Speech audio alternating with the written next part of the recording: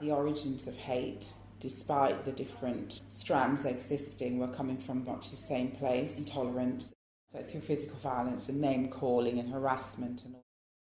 Lasers, a freak. Someone called me a packy nigger and hit me. It's tranny. What is it? You're nothing but an effing lesbian. You're this, you're that, the other. Fruit Loop and a fruitcake. Yeah. Who do you think you are? What the hell do you think you are doing here? I was slightly darker skinned than a lot of people in my school, so I'm not like everybody else. I wore glasses. I had goofy teeth at the time. Unfortunately, it marked me out as different. This particular landlord he did call me that. He did call me fruitcake. But yeah, I mean, that was awful. He did. He called me a fruit loop, I think. A fruit loop and a fruitcake. Yeah. Not very nice.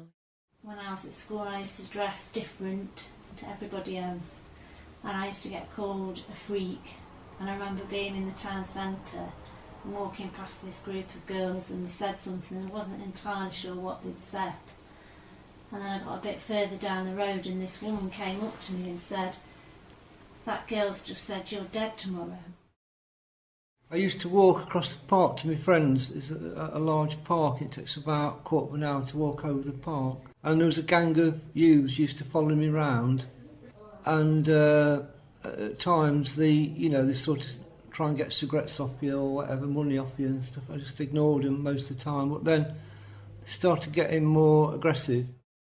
They used to chase after you and throw things at you. And it ended up with them banging on the door late at night and trying to put things in a letterbox, banging on the window and throwing bricks and things like that.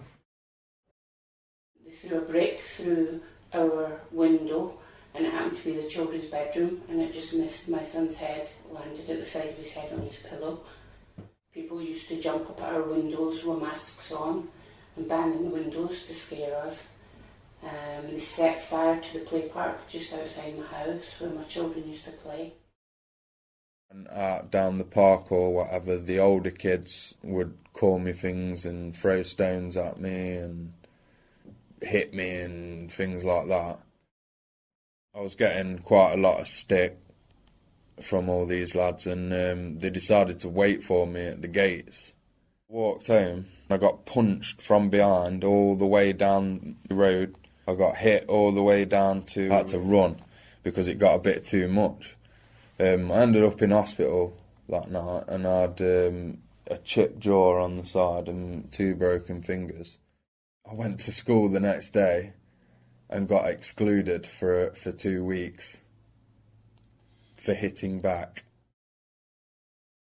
This guy came past by me, looked at me and said, "What the hell do you think you are doing here?" And I looked at him and just said, "Oh, I have every right to be here. I've not done anything to you, so I don't know what your problem is." I was with a group of friends. We were chatting away, and something obviously that I'd said they took offence to, and I was just whirled around, grabbed the back of my shoulder, spun me around and was like, "Who do you think you are, acting like that in the street, there's kids around and all this, that and the other." And obviously everything I said there was nothing offensive. We might have been talking about kind of our boyfriends at the time, because I was only like 17, 18, so... Yeah. And it was the first time I'd ever been physically confronted. It was close and personal, just looking at you. And lots of laughing and pointing and stuff like that. We tried to ignore it. And of course the bus turns up, we get on the bus, and one of the people was behind you, pushed her. And we tried to keep, calm and things like that. But as soon as they got on the bus, they were in a seat of 4 as well. And it was constant, it's, tranny, what is it, blah, blah, blah. And then more recently, I walked over the park again, and there's a gang of teenagers, and they came chasing past, and it was boys and girls, and one girl snatched my spectacles off me and threw them into a wood. Luckily one of the boys, must have felt a bit sheepish, went and found him for me, but it was pretty disturbing. And the police were involved on that occasion, and I was told that they couldn't guarantee me safety. I shouldn't walk over the park at night, even though it's lit with street lamps. And I said, well, I have a right to walk across the park.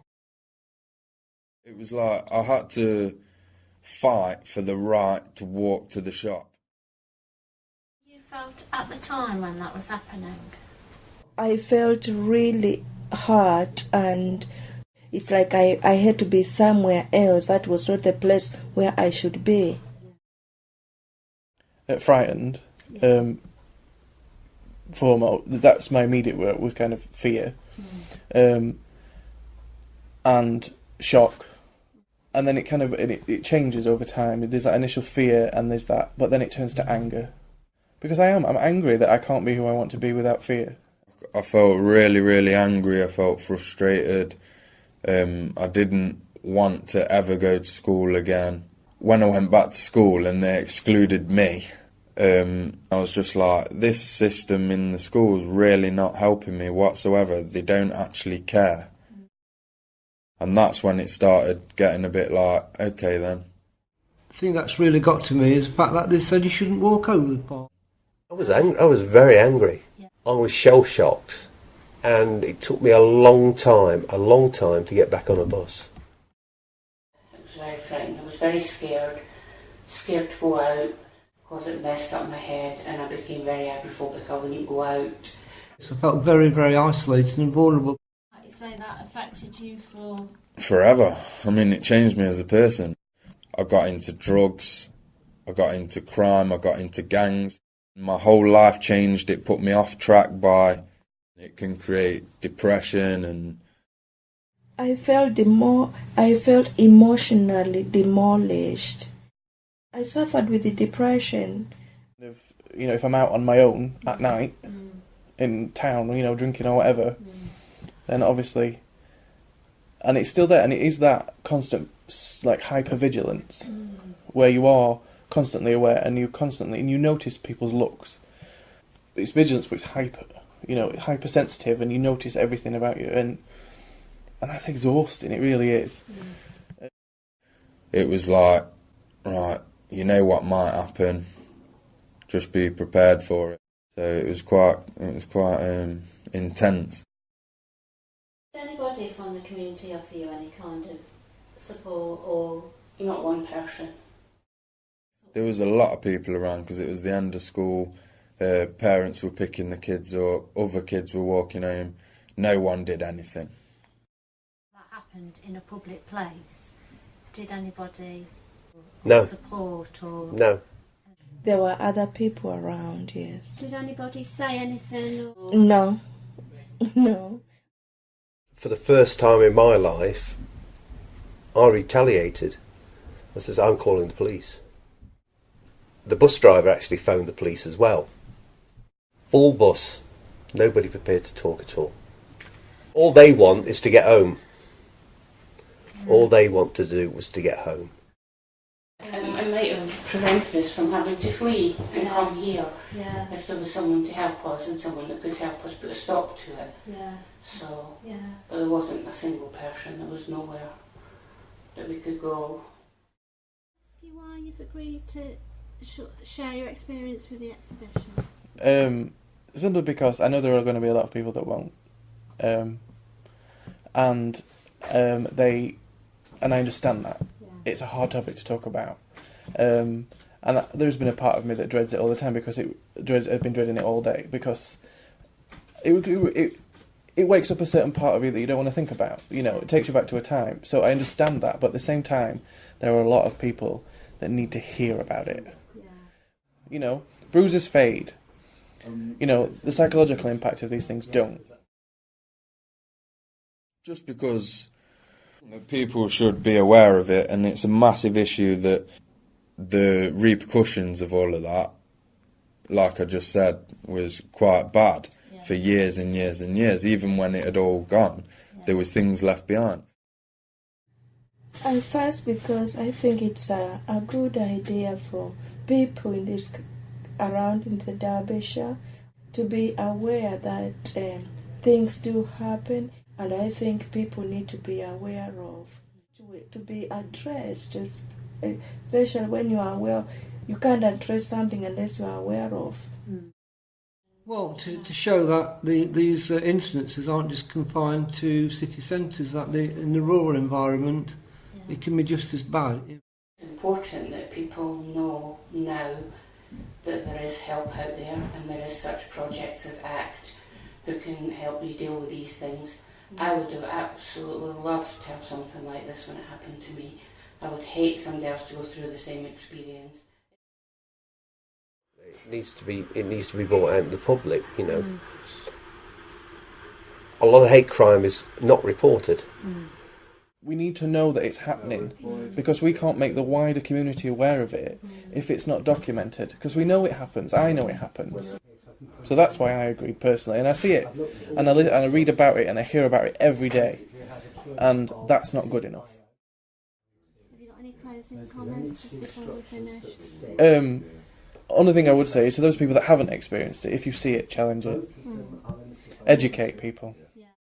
I think people who feel strongly about it, whether it's affected them or someone that they love or whatever, should actively try and raise awareness about it. Be careful what you say to who, because a lot of the things that were said to me most of the time were unprovoked. I did nothing wrong to that person. Just think it's not right. We have to start from the foundations, which is always the young people. If they're aware of it and they know it's wrong, then maybe there'll be less of it. Hopefully one day everywhere will feel safe. I believe we should respect everyone no matter what. I believe in peace.